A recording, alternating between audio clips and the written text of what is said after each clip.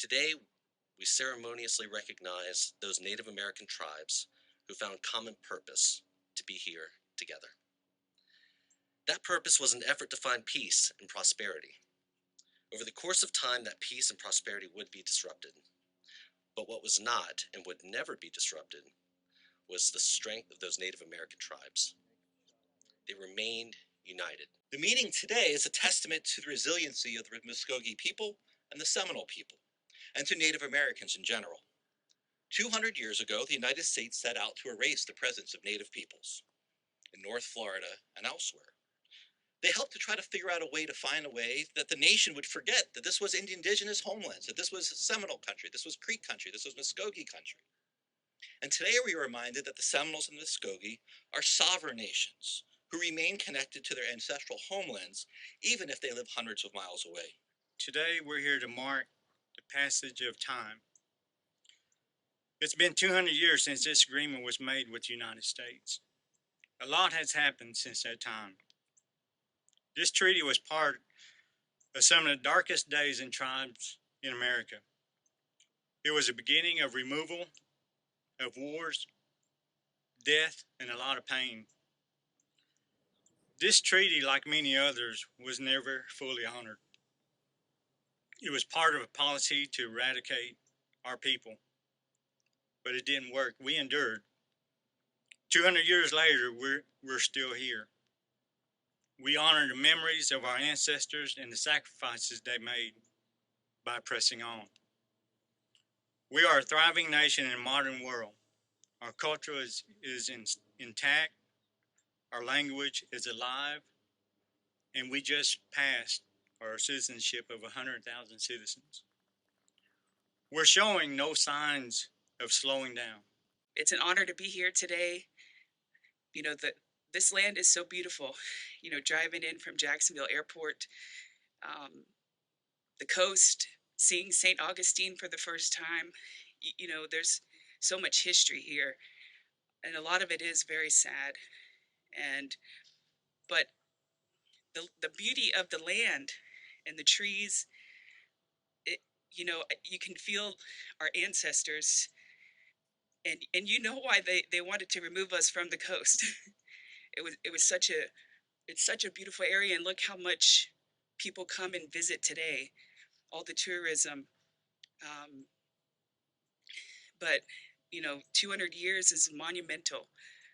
You know, 200 years ago, for all of our Muskogean speaking people to be here camping, eating together, negotiating amongst each other and against each other. You know, our government is still here and like that. You know, we still meet regularly. We still have our traditional governments and have council and make decisions on behalf of our community and our people.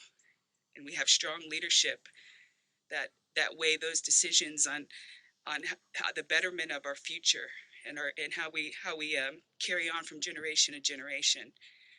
And really, that's the strength of being Muskogee, being Seminole.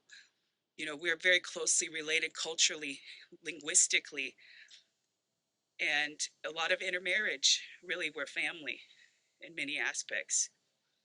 And it's just an honor to be here, to have new relationships in Florida. That's really important to us because, you know, we want people to know that we're still here, that we are the Muscogee Creek Nation. We were the ones who signed this treaty. We were the ones who fought for these lands and were forced to leave them. And so we just really appreciate the support and all the people coming today to help recognize and honor the thriving Muscogee and Seminole nations who still continue to exist and persist. This is not a celebration. The year and time of 1823 and the history of the tribes of Florida, it's good that the plaques are going to be changed. Seminole's not mentioned in the 1823 treaty. Muscogee Creek's not mentioned in the 1823 treaty. but those distinctive tribes who we still go by Chief Hill back home in Oklahoma, those people of 200 years ago would still recognize us in Oklahoma because, and as far as the Seminoles, we are the last of the traditional governments of all Oklahoma tribes. I'm Tallahassee and I'm of the Bird Clan. You go back and you do your real research, you'll see how Tallahassee and Miccosukee fought here in Florida to remain in Florida. And you'll see that during that period of time, there was such discourse in the history of the hostilities of the United States against the indigenous peoples of these lands that we all share as Americans and call home today. And we join with you in commemoration that it is important that history is shared and history is also told in a manner of way of how it actually truly happened. I think there's a resurgence in America today. There's a resurgence in trying to revisit the interpretations of histories, not only from academia. From academia, I appreciate the archaeologists, the anthropologists to some extent, but you'll never be able to think like an Indian. You'll never be able to have the worldview that we have deep down in our spirits and deep down in our hearts. I worked in the museum field for over 20 years, and I worked with scholars such as John Moore, who worked at the University of Florida and University of Oklahoma prior to that. So when you see many books that are written about our peoples, when we read them, we can say, yeah, well, that's not how we look at things. That's not how our worldview is. That's how somebody else is interpreting it from the outside looking in. But it is good that you have invited Native people to be a part of this 200th commemoration, what I call an observance. There was a name on that treaty, Micanubby, or Micanubba, sometimes people say, because Micanubby, you call it Micanopy. And a lot of times in English, they say Micanopy. Got a town near Ocala named in that name. That's what the principal chief is the Most High Chief of that time period. And even though in our Constitution we just say chief and not necessarily principal, I know the colonialism that took place to try to work in history to find one Indian that could sign over millions of acres of land. Muscogee people know this. Y'all did away with folks that did that. Seminoles, that's how you say it. Seminoles. We did away with folks that did that as well. Most of people, cling on to that terminology of a trail of tears. We have never looked at it that way with Seminoles. We were prisoners of war that was left from these banks of Florida. I visited Egmont Key back in May with the gathering of the Miccosukees and the Seminole tribe of Florida. That's the first time it was visited by the tribe from out west, the Seminole Nation of Oklahoma, in over 184 years. I was moved by it because I know why it was developed. I know why Fort Myers was developed to contain our people, but they continue to escape from those encounters. And they had to place a place in the middle of the Gulf called Egmont Key to be able to try to hold our people. And we went through St. Mark's, through New Orleans, and then eventually to Indian Territory. When we were doing the Florida lands claims, that goes back to this treaty right here. We worked with Congress of the United States of America on that lands claims. And we worked with them. We worked with them in a manner and a way that they said we will recognize the Seminoles as they existed at that time. That's why the persons of African descent that were among the Seminoles at that time, but were not recognized by the United States, are not included in any of those settlements that came out of that particular case called the Florida Lands Claims. We call it our Judgment Fund, which helps to provide education and many programs for our tribe today. The Seminoles have been targeted for countless times of history. Even the Pentagon at one time tried to acquaint us with Al-Qaeda and said we had our own Al-Qaedas back in the time of the conflicts with the Seminoles. We wrote a letter to Congress and a letter to the Pentagon during that time, and we said, we want you to recant what you just said. because we're not Al Qaeda.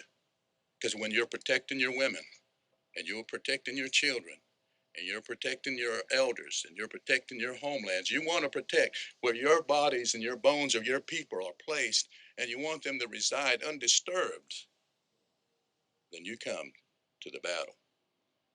The Comanches gave us a big compliment one time, Miss Chief Hill. We hadn't attended the United Tribes in a long time, and they were needing some help with the Potawatomis. The state of Oklahoma was coming heavy against them. The city of Shawnee was coming heavy against them. And they called out to the Seminoles. They knew they couldn't depend on us for monetary help, but they wanted the backing and a tribal resolution.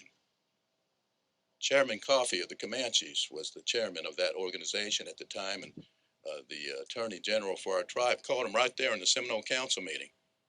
And when he called him in the Seminole Council meeting, he said, Chairman Coffey, and of course, when you don't know you're in the middle of a Seminole Council meeting, chairman said, this is a real respected legal attorney. He said, boy, McBride, what are you doing? You know, and McBride said, well, Chairman, I'm in the middle of a Seminole Council meeting. Oh, he said, okay, sir, can we do for you today? And he said, the Seminoles want to pledge their support of the Potawatomis and their flight. And he said, I'll call a special meeting. We attended that special meeting. I took 2 council representatives with me. I was the assistant chief at the time. And when we went, we was wearing jackets. We were wearing our colors and our vest. And as we come in, the chatter was so loud, you couldn't even hear yourself speak. And Chairman Coffey, he raised and he waved his hand like this. And it went to silence. And he said, the Seminoles are here. And I thought, uh-oh, here comes an Indian joke. But he didn't do that. This is what the chief, the chairman of the Comanche said. Now the fight can begin. You know, it wasn't because I was in that in attendance or those other 2 council representatives, but he remembers.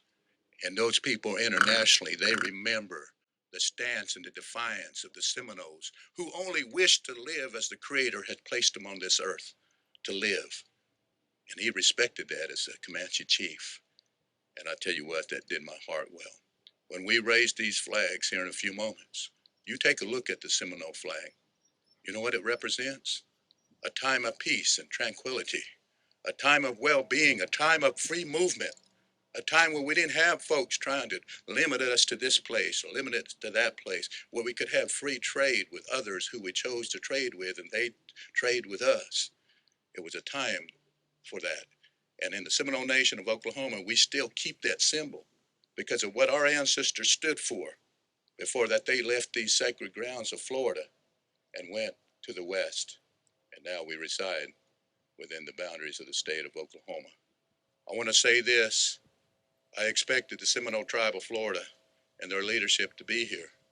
And I looked at the agenda and I saw our brother, Chief Hill. We go back a ways when he was speaker for the Muscogee Nation. I was assistant chief for the Seminole Nation. And we brought to the Intertribal Council. He served as president of the Intertribal Council, the Chickasaw, Choctaw, Cherokee, Muscogee Creek, and the Seminole this last term. I'm the current president of the Intertribal Council of the 5 civilized tribes. And we bring a lot of legislation. That means a lot. But we don't play. I tell you right now, there's representatives of the state of Florida here. There's representatives from the county here. Seminoles, we don't play. Florida Seminoles don't play. Oklahoma Seminoles, we don't play either. Well, that's just who we are. The Cherokee Nation used to have a saying for us back in territorial days. They used to say, that's the way they are. And I'm proud of the way that our people have stood for life. We deserve as Indian people to be able to live as the Creator placed us upon this earth, don't we? And I want you to work with the Muscogee Creek Nation and their Historical Preservation Office. I want you to work with our Historical Preservation Office and as the Seminole Tribe of Florida, as they also may perhaps work in the same endeavor, to be able to interpret properly. It says Florida tribes in that treaty, sir. You know, you're a scholar. It says Florida tribes, doesn't it? Tallahassee's probably the only one mentioned, huh? I'm Tallahassee. I'm of the Bird clan. It is traditionally known that Osceola, Yohola, was Tallahassee and of the Bird clan. Some say he was Alligator, so we're not going to debate that. Let the alligators claim it, the birds will claim them too. But I want to say this, and I know I speak pretty forward, and that's just the way I am too. But I do appreciate you being here. And as I said, this is not a celebration, but it's a commemoration, and it's an observance of a time of a people who believed that they had the right to live as the Creator had placed them up on this earth to live. And everybody knows the Treaty of Moultrie Creek was to confine what became known as the amalgamated tribes of Florida into the Seminoles, the Seminoles. It was to confine them away from the coast. And it wasn't because future tourism was going to be so big, but they wanted to confine them, keep them off the trade with the Spanish and Cuba and so forth. And we're truthful today in America, or we're trying to be. And as we're more truthful, I believe this as a principle, and I believe some of you hold tight to it as well. As we reconcile in our hearts and our spirits with one another, as we find resolution with one another, then that's when the hands of the blessings of the Creator will continue to pour out on the great United States of America and all the sovereign Indian nations of the Americas as well. The Seminole Nation of Oklahoma is privileged to be here. I regret that the Seminole Tribe of Florida is not here. I look forward to seeing their leadership. We have cultivated great relationships over many years with the Seminole Tribe of Florida. And I lived among the Hollywood and the Brighton Reservation for over 7.5 to 8 years. So they're very dear. And when I seen that their name was not going to be here as far as representation, I'm just going to be frontful. I thought secondly about raising our flag in their country. You don't do that in Indian country. Even if it's a place where kids are going to play. I'm glad we just named we got almost a place just like this down at Muscogee, and we call it Avachkida. It's a place to be happy, because we want our kids to smile when they come to a place like we have back at home, and we want them to have a good time. And I tell you what, I know you want the same for those kids here in Florida.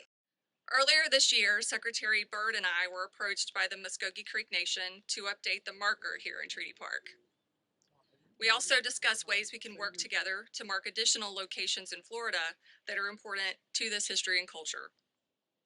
As the first action in this partnership, we have committed to collaborate with the Muscogee Creek Nation and other tribes to update the existing marker text. Our aim is to ensure that the historical events at Treaty Park are accurately represented, and that Florida's history, specifically the Treaty of Moultrie Creek and tribal history during the early years of Florida as a state, is effectively conveyed and emphasized to the public. Our agency is firmly committed to working with tribal nations to ensure accurate representation of the state's history and its promotion, to both educate and enlighten the public. We are honored to be here and to initiate the process of updating this historical marker as an expression of our dedication to our Native partners as we endeavor to bring these significant cultural narratives to the forefront.